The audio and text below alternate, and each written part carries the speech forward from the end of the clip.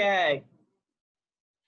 Hello, I'm Stacy Smith, and welcome to another edition of Around the Table, Politics 2020. This is where we discuss the political side of things, especially here in Western Pennsylvania, and whatever else comes to the minds of our analysts. And speaking of our analysts, I'm going to introduce them to you now. Former Republican Governor of Pennsylvania, Tom Corbett, is joining us. Mr. Corbett also served as State Attorney General and the U.S. Attorney for the Western District of Pennsylvania. Also joining us on the other side of the table, we find Amanda Green Hawkins. Amanda served as a National Committee woman to the Democratic National Committee from the state of Pennsylvania. She also served on Allegheny County Council and is currently an attorney representing a major union here in Pittsburgh. Going back across the table on the Republican side, we find Keith Schmidt. Keith's political background dates all the way back to when Ronald Reagan was running for president back in 1980. Not saying how old you are, Keith, but at least you date back that old. Keith was also the state director for former Republican Senator of Pennsylvania, Rick Santorum. Keith was also an advisor to Santorum's 2012 presidential campaign, and he has his own consulting firm right now. Also joining us, we turn to the great philosopher of Around the Table, Joe Mystic. Joe is a familiar name in Democratic politics across the state. He had several roles in the city of Pittsburgh, including serving as deputy mayor for the city. Joe teaches law now at Duquesne University, and he also has a column for the Trib. You can read it every Sunday in the Trib. All right, now the last time we met, ladies and gentlemen, the topic was Joe Biden and who he should name as his vice presidential nominee. He has now formally announced that nominee, and that, of course, is California Senator Kamala Harris. So let's start with you, Amanda. How do you feel about this? I am certainly excited about it. I, like many other Democrats around the country, were excited about Kamala Harris when she was running for president. We knew that she was certainly qualified. We knew that she was certainly tough, and she came to be endeared by a lot of Democrats. And even quietly, you may have heard people mumbling about, I hope he picks Harris, I hope he picks Harris, I hope he picks Harris. And while the formula, if there is one for picking a vice president, would have given us results that we may have expected, I think that by reaching across and meeting Democrats where they are, because we do have a portion of the Democratic Party who wants to be heard and is telling the party, hey, you're picking candidates who don't reflect who we are and what we're about. And by doing this, I think that Joe Biden said, hey, I hear you. Let's elevate those voices. Kamala Harris is going to be a great running mate, and let's move forward. Let's move on to November. So I'm certainly excited about it. All right, Tom Corbett, are you ready just to throw in the towel now? No, no, not at all. We know that this race, set aside all the polls that we hear right now because they don't really matter anything until we get down to the last week or two, it's still going to be a close race. This is a fairly divided country. It is red and it is blue, and don't take any meaning in my wearing a blue sweater or blue shirt today.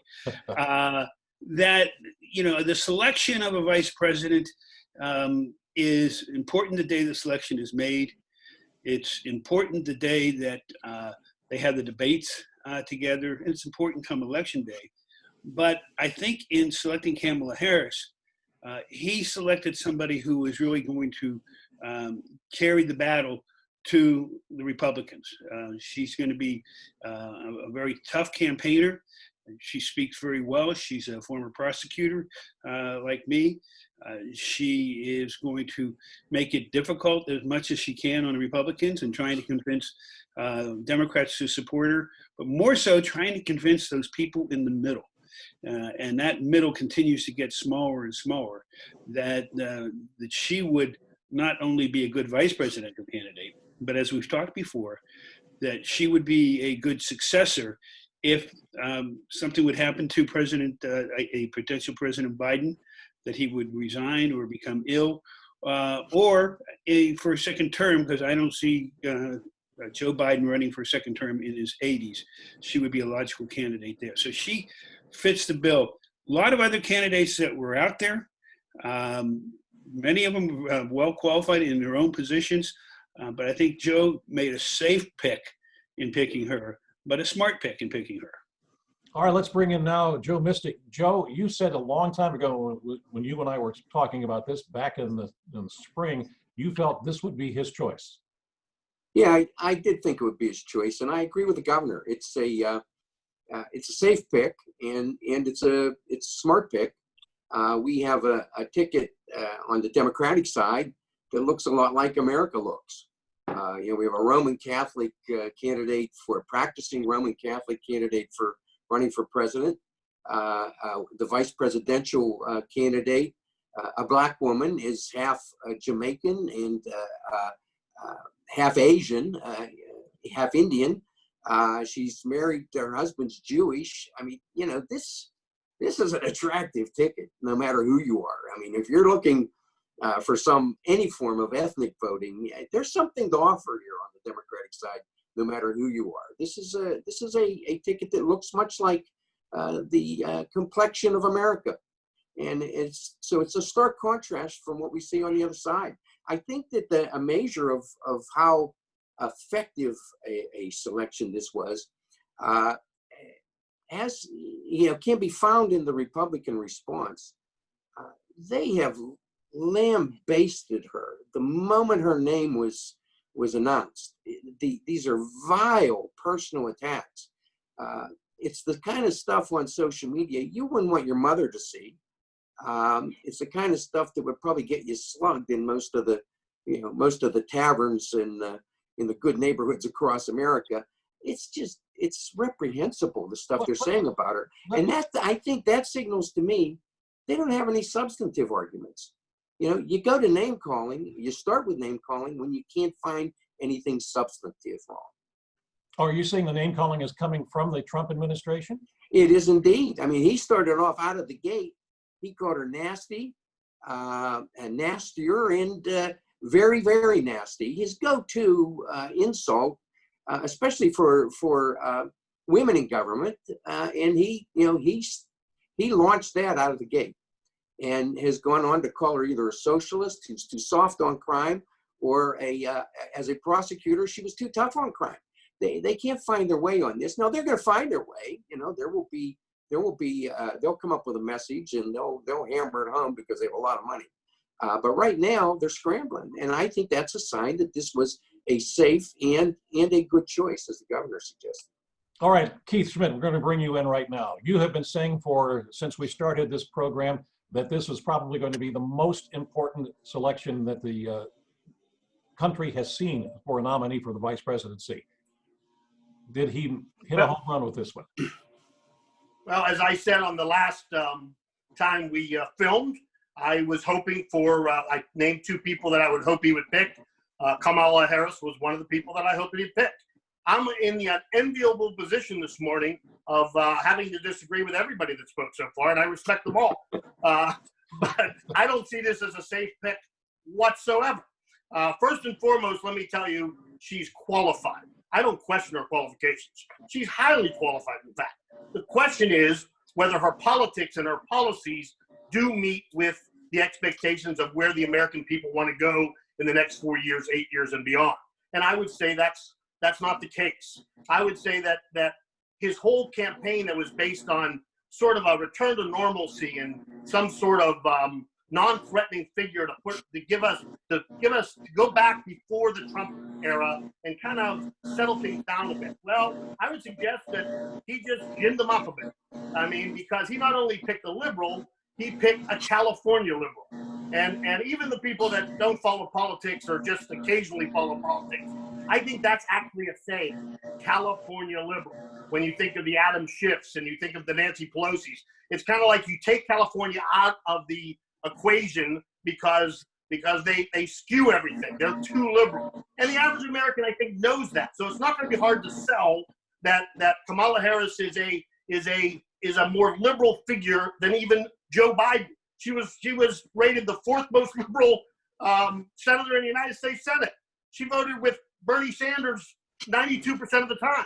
So the question is, are they going to embrace the candidate? Because as I've said time and time and time again, on the Democratic side, I think you have to be prepared to vote for the possibility of two presidents, more so than every other time. I know vice presidents always become president, but when you're putting somebody in office with some diminished capacity as far as most people are concerned, Joe Biden is at 78, is not Joe Biden at 68 or 58 or 48.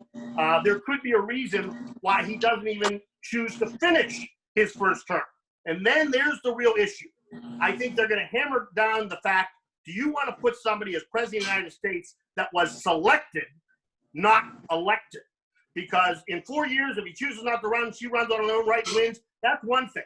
But the real fear for a lot of Americans is she may be she's selected by Joe Biden, and with just that one vote, could potentially become the commander-in-chief. And I think that's that's the nature of our Constitution. Play that Keith, concern in the next 2.5 months.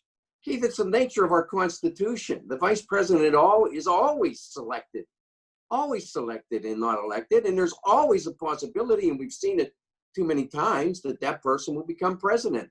I think it's a nice talking point. It might make a good ad, and there'll probably be a lot of good ads here for you guys. I don't deny that, but it's not based in reality. It's a nice spin. I think that I think we ought to have at it on the issues. Let's stop the personal attacks.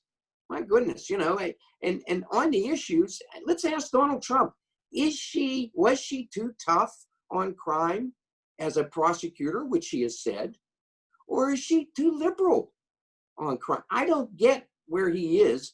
I don't think he understands where he is. He's floating out these trial balloons now because he's scrambling.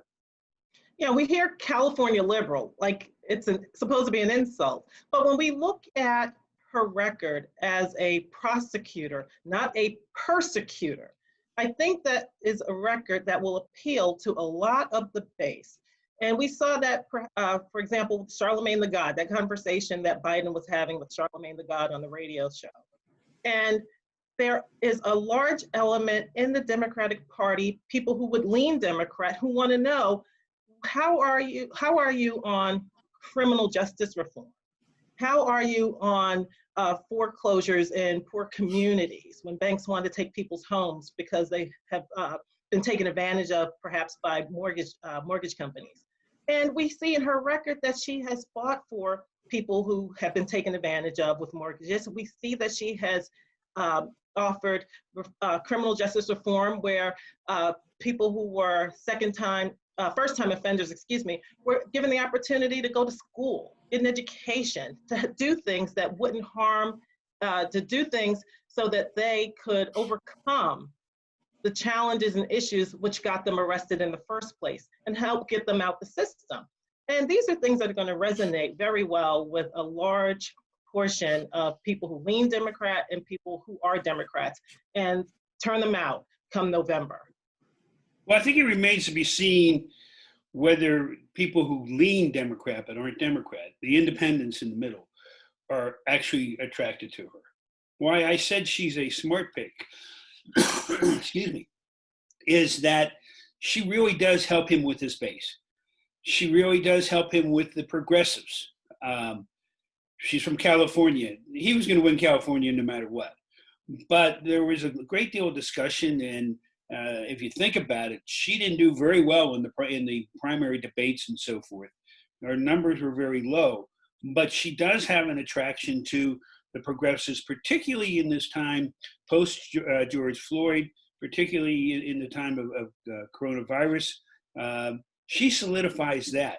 I don't know that she picks up a bunch of new votes to make a difference. I think those people in the middle, that 4 or 5%, they're going to wait until the last week before they decide which way they're going to go in this election. I think it's turnout. I think she'll drive turnout in the Black community where Hillary Clinton did not, which is in large part the cause of her defeat. Black voters just didn't come out for Hillary Clinton, but they'll certainly come out this time.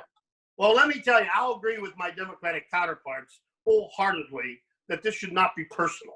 This should be about policy and substance. But let's not lose sight of the fact that Kamala Harris was a presidential candidate up to December 3rd of last year. She was vetted by the very party that she's now the vice presidential candidate. She came out of the gate very strong, but as they peeled away the onion and looked at more about her policies and positions, she faded quickly. In fact, when she left the race, I think she was only polling 7% in her home state of California. So let's not lose sight of the fact that there was some examination by the very party that she's the vice presidential nominee, and they rejected her. So I don't consider her that a populist among Democrats. But there's one thing for certain. There is a concern, there should be a concern by anyone in the Republican Party that Kamala Harris will do what Joe just said. She will excite, I think, the black vote in America, minorities in general. The women may turn out at a higher number because of her being on the national ticket. Oh, that's pretty much a given. We have to accept that. The question is the trade-off.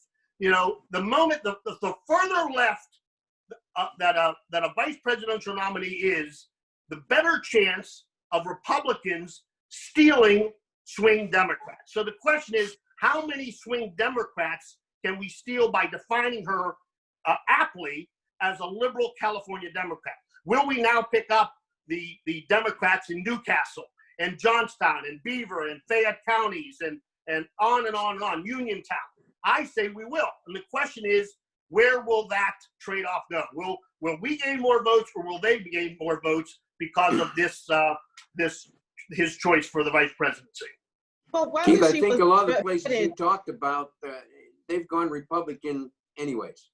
You know, those old Democratic towns that you're talking about around Allegheny, I think you have those votes. I would suggest, I suspect that there'll be some that will come back to the Democratic fold, but perhaps not many. I would rather look to the Southeast and to the collar communities, formerly Republican counties around Philadelphia, where Joe Biden is running extraordinarily strong. You know, the polls indicate that his numbers are very, very high. And that's what I'd look at as the balance here. And I think we also have to consider when you talk about her being vetted by the Democratic Party and being rejected, I take that with more than a grain of salt, because in many cases, we're talking about a party that many people feel doesn't represent their interests fully.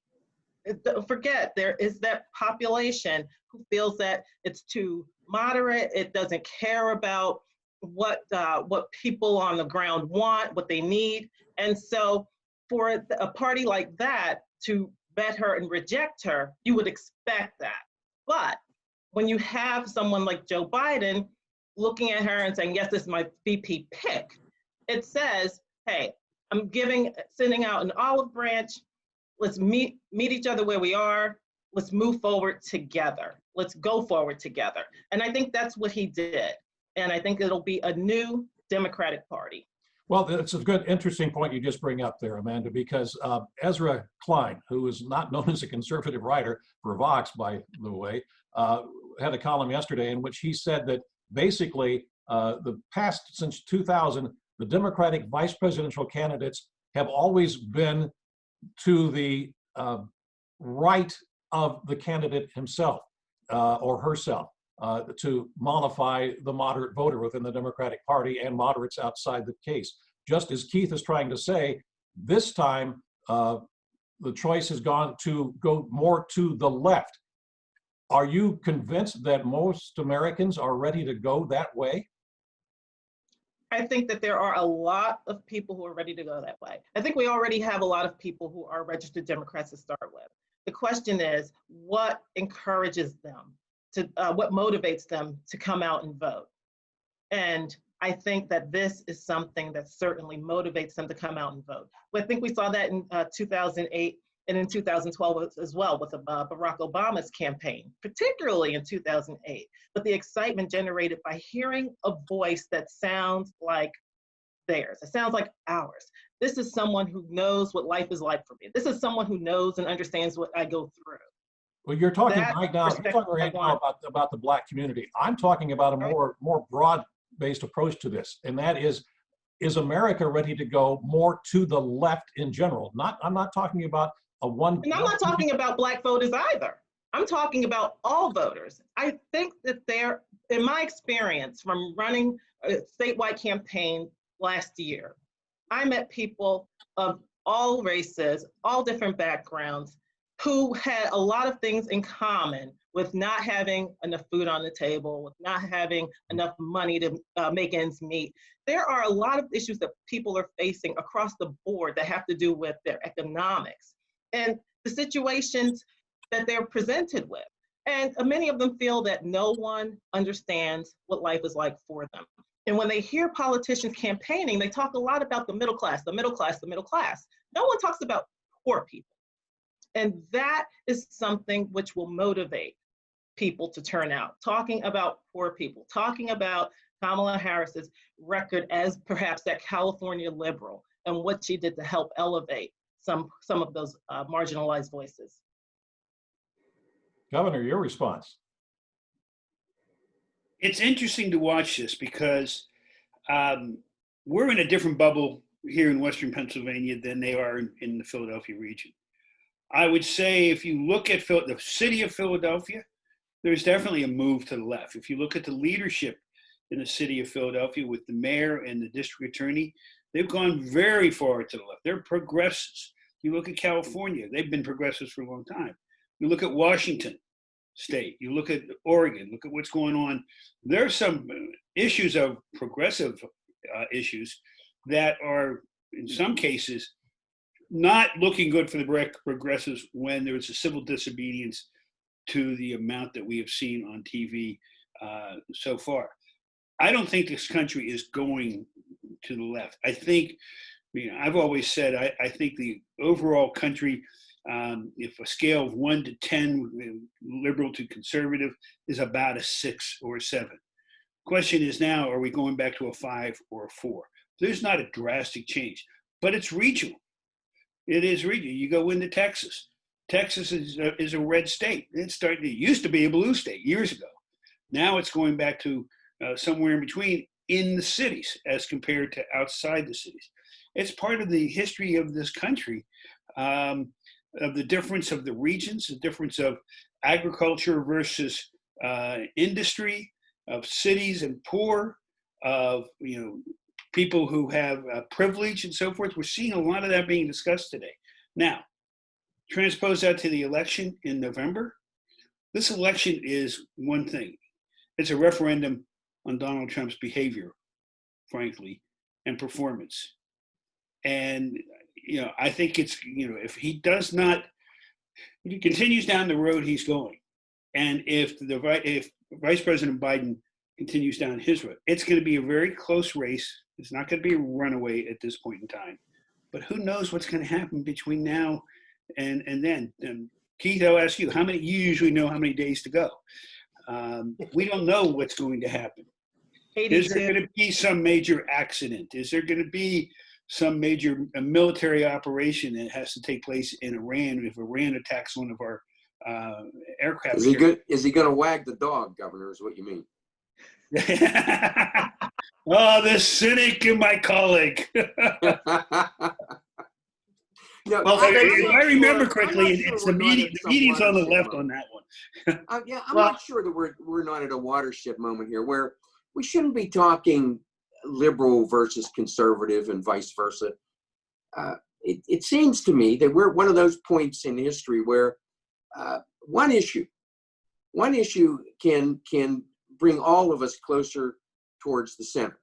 And I think maybe that's where we need to be as a country. Maybe we've gone too far this way or that way over time, and maybe we're now beginning to move towards the center. I think Joe Biden is a moderate. I don't think he's a liberal. I know his political opponents like to make hay calling him a liberal. And the same with Kamala Harris. I think she's a moderate. That's part of the reason why they're having a hard time pinning her down and getting their message straight. But maybe we should just be talking about social justice, and social justice also includes a discussion of the pandemic and this administration's response to that. And maybe that's where we are. Maybe America wants to go back towards the middle. I might be left of center, and Keith and Governor, you might be right of center. Amanda and I will we'll hold the other position. That dog don't hunt, as I like to say. I don't buy the fact that Kamala Harris is a moderate. I'll buy the fact you can sell Joe Biden as a moderate, but you're going to have to accept the fact, and the American people are going to learn very quickly that Ms. Harris is a liberal, and her policies and her actions have fit that label over a long, protracted period of time. But the question is, what Amanda talked about, is America ready to take that tilt? Is America ready to tilt to the left? And I'll take that back. because I don't think they're ready. I don't think the timing is there yet. It might be 4 or 8 years away. I don't think it's November of 2020. And there is a risk here because they are, as I've said time and time again, evaluating the vice president as a possible president. I know Joe gave me a civics lesson that they're all selected, but as I told you before, and I've told dozens of times on this show, this year is different. There is absolutely polling out there that suggests that the vast majority of the American people believe that there's a better than even chance that Vice President Biden, if elected president, would not even fill his one term. He may choose to stand down before 2024. So they have to vet her now, not only as a person on this ticket, but as a person that they can accept being the president of the United States. And I can tell you, we go through these discussions week after week about, oh, Joe made this gaffe, or Joe looked confused, and there's so much B-roll because of social media. And I looked again this morning, and there's a whole 30-minute montage of this. But let me tell you something. You consider this: when Rick Santorum left the race for president in 2012, we were in Bob's Diner in Carnegie, and when we were declaring we were getting out of the race, at that moment, the Secret Service handed me the sheet of who was there for the media. 88 people from the media signed in and attended that function. We were doing on average 12 hits, 12 events a day, and in between every 15 minutes, we were on the radio or on television. We were literally scheduled for 12 hours a day every single day. This presidential candidate has been ultimately in the bunker for months, but yet we have this plethora of B-roll on it. Can you imagine if this was a normal campaign? If this was a campaign in which he was in front of the American people day after day after day, we'd even have a better way to assess the fact that Joe Biden in 2020 isn't the Joe Biden of old. And that has to be a concern. And I'm not saying he's not qualified, but it goes to the point that he will likely not finish his first term. Keith, there's a dog that don't hunt, because I'll match you Donald Trump's B-roll to Joe Biden's B-roll any day of the week. And I'll bet you Donald Trump looks a lot worse. Now, let's talk about whether or not America is willing to or ready to lean to the left. I think America is ready to lean. But I don't think it's lean to the left. I think America is ready to lean to the center. And I think both sides are ready to lean to the center. And I think if we can do that, we might get this country back on track. I hope that's true, because you're not going to the center with the senator from California. It would be interesting if there was an option of none of the above. How many people would vote for that? After all these commercials constantly attacking each other, they're not really saying everything they've done well. But I don't know about you, when I have the TV on, the minute a commercial comes on, I'm out in the kitchen or something, because they're just saturating it. And some people have made up their mind. I understand early voting is going to have a role in that. But I'll bet you if people were allowed to say, get us 2 other candidates. I never did that when the Corbett commercials came on, Governor. What's that? I watched them all. All right. I don't care about the commercials. Bring on the debates. Bring on the debates. Oh, I can't wait for the debates. I'm with you. Can't wait. All right, good. We're almost out of time, but we have to say that this year is like none other as far as the presidential election. We're talking about the age of the candidates. One candidate, if you remember this, has been impeached. We have the pandemic, we have protests, we have some riots taking place. Social and corporate has come together to accept and endorse the phrase Black Lives Matter.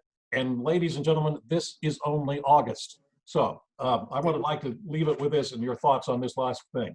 A new survey found that nearly half of women prefer having a dog over a partner during this pandemic. 44% of women say they'd rather be quarantined with a pet rather than another human. 47% of men say they'd rather be with their significant other. Your thoughts very quickly.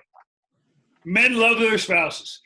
I don't like dogs. You don't like dogs? Okay.